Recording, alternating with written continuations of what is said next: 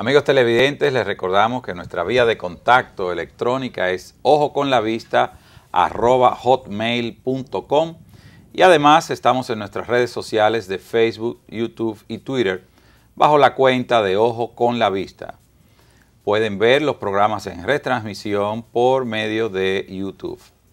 Recuerden que nuestro invitado, el doctor Jaime Núñez, está aquí presente hoy con nosotros. Doctor, ¿existen algunas enfermedades o medicamentos que puedan aumentar la incidencia del glaucoma? En una diapositiva tenemos muchísimas enfermedades, entre las cuales las más comunes, sí, ahora ya viene. Las más comunes, podemos tener problemas vasculares. Problemas vasculares, enfermedades cardiovasculares, que ahí podemos incluir hipertensión, hipotensión, pero también problemas, por ejemplo, como oclusiones, problemas también de índole de diabetes, pacientes asmáticos y todo lo que tienen que ver con la enfermedad pulmonar obstructiva crónica, migrañas, enfermedades tiroideas, también enfermedades renales y enfermedades del colágeno, como por ejemplo la artritis, que también puede ser un factor preponderante y asociado con el glaucoma. En República Dominicana son frecuentes estas asociaciones a la enfermedad sistémica. Sí, sobre todo enfermedad del colágeno, migraña, sobre todo en mujeres, y la enfermedad pulmonar obstructiva crónica, aparte de las cardiovasculares y la diabetes.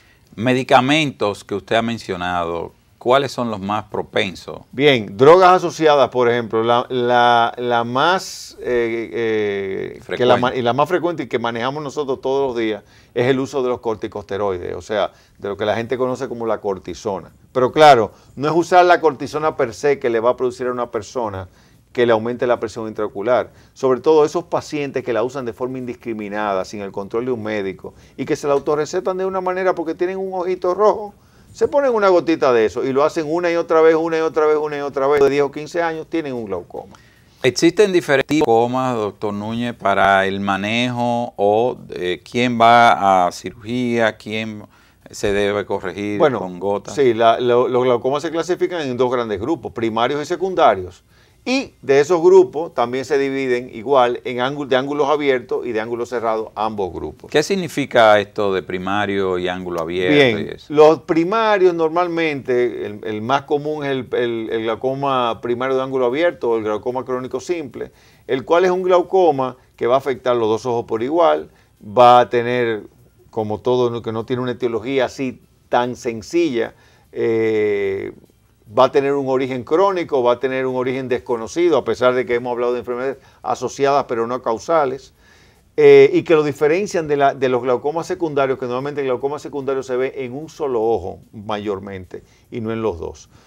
Que si es de ángulo abierto o de ángulo cerrado, eso va a depender del drenaje de donde hablamos, que queda en la cámara anterior del ojo. Si ese drenaje, ese ángulo que forma la parte del iris con la córnea, si ese drenaje, si ese ángulo que está ahí está muy cerrado, que no permite ver bien la estructura de ese ángulo, o si está muy abierto. Esa es otra clasificación que nos ayuda a nosotros, por ejemplo, en el pronóstico de la enfermedad, en el tratamiento, o si el paciente puede seguir con medicamentos, o si hay que derivarlo directamente a una cirugía convencional. Dependiendo de la apertura de esa estructura que usted bien menciona, ¿va a ser seleccionado el tratamiento para cada uno de los casos o puede ser similar en ambos casos? Puede ser similar en ambos casos, porque antes, sobre todo cuando teníamos la pilocarpina, a pesar de que se usaba también indiscriminadamente en casos de glaucoma de ángulo abierto y de ángulo cerrado, teníamos, sobre todo para pacientes de ángulo cerrado, usábamos la pilocarpina porque nos abría el ángulo. Claro, con la pilocarpina, que era un excelente hipotensor, o sea que bajaba bien la presión, pero el problema en la pilocarpina era todos los problemas que nos adicionaba ulteriores. Okay. Doctor, en cuanto al glaucoma, ya cuando vamos a estudiar este paciente, ¿existen estudios específicos para nosotros poder detectar y darle algún tipo de seguimiento en estos casos? Sí, claro que sí.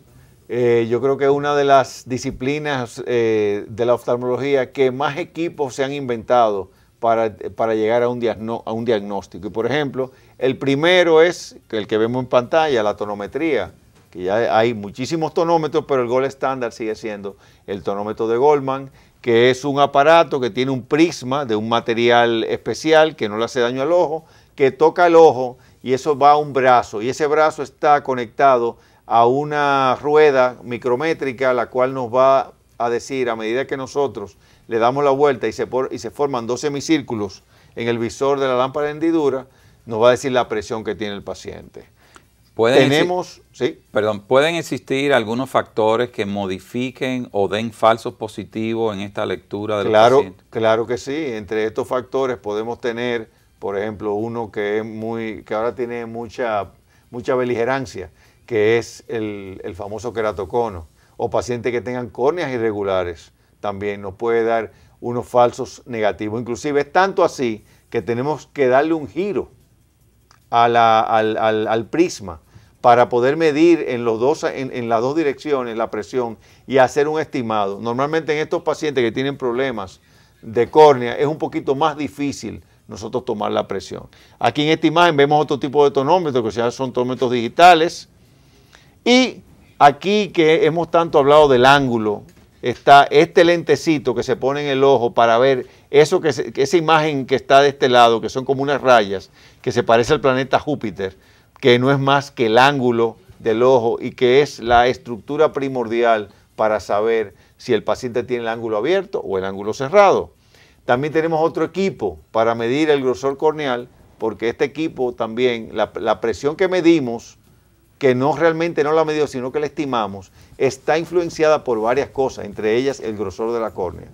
No es igual hacer presión sobre una pelota que tenga una pared fina, porque la vas a indentar más rápido o más fácil, que a una pelota, por ejemplo, de basquetbol que tiene la pared más gruesa, el cual va a tener que hacer más fuerza. Por lo mismo pasa en el ojo.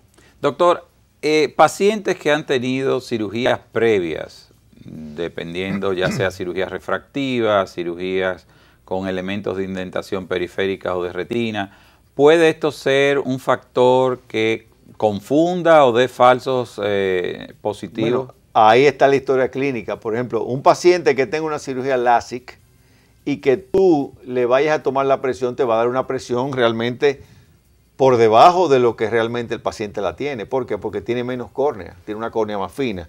Y para eso se usa, voy a echar para atrás, el tonómetro donde se ve el señor que tiene ese tonómetro especial, que es el tonómetro de Pascal, un tonómetro de contorno que ya no va a hacer la presión directa, no va a ser por indentación, sino que va a ser por un abrazo, tiene una estructura con un microchip que va a medir la presión real del ojo. Pero esos tonómetros en el país solamente hay dos, uno en Santiago y otro que tengo yo. Bien, seguimos con los demás equipos. Que es una prueba que a mí me encanta y que hay mucha gente que ya no la hace tanto, pero que yo digo que tiene un valor extraordinario, que es una foto del nervio óptico. Que yo digo que una foto del nervio óptico, esa foto vale más que 1000 palabras y vale más que 1000 estudios.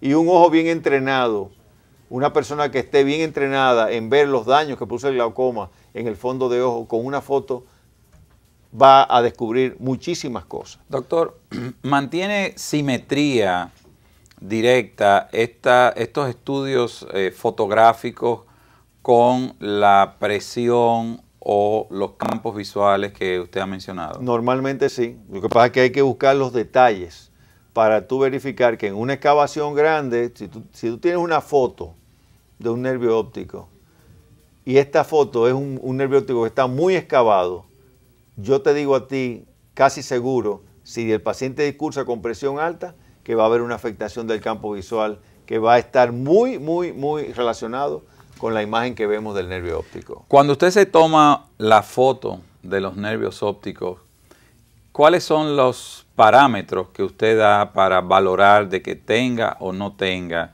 ese paciente algún comienzo o un daño ya instalado? Bien, la excavación sobre todo. Vamos a suponer que sea un nervio óptico que luzca normal.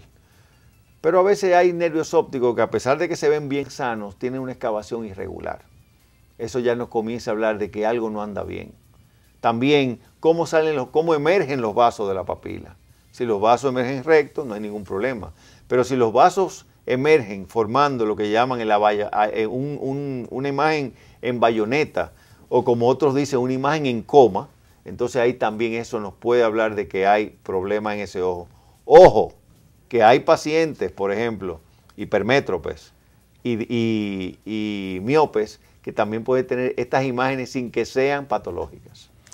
Es importante la coloración de ese nervio o papila óptica para uno hablar de pronóstico o evolución de los daños por glaucoma. Definitivamente, porque una papila puede estar bien excavada, pero si lo que vemos como área sana tiene una buena coloración, es muy probable que el daño sea mínimo o no exista. Ahora, si aparte de la excavación vemos un nervio óptico que está pálido, comparado con lo que vemos como normal, ahí sí puede haber problemas.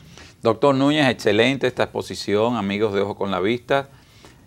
Recuerden que el glaucoma, como lo ha definido el doctor Núñez, es el enemigo silente y existe una modalidad, una gama bien amplia de todos estos estudios para usted poder detectar a tiempo la posible instalación del daño por el glaucoma o enemigo silente. No se muevan de sus asientos y en un momentito retornamos con ustedes brindándoles más informaciones.